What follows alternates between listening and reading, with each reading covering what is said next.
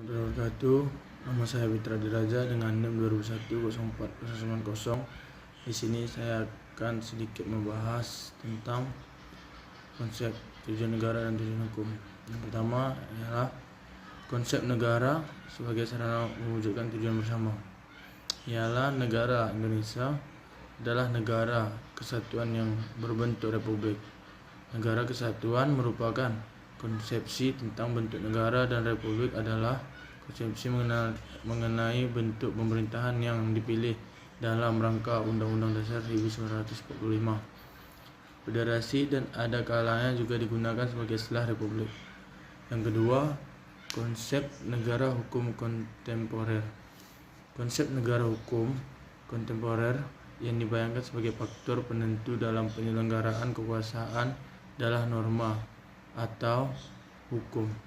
Karena itu, istilah demokrasi itu berkaitan erat dengan ide kedaulatan hukum atau prinsip hukum sebagai kekuasaan tertinggi.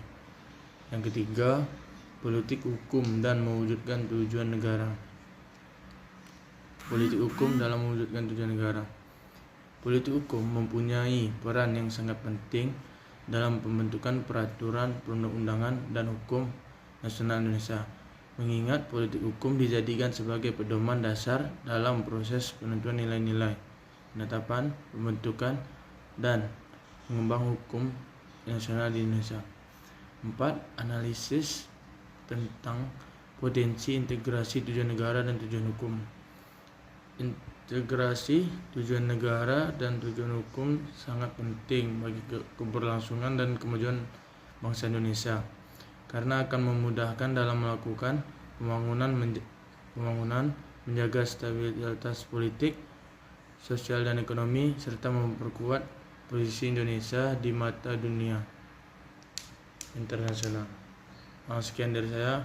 Wabillahi taufiq. Assalamualaikum warahmatullahi wabarakatuh.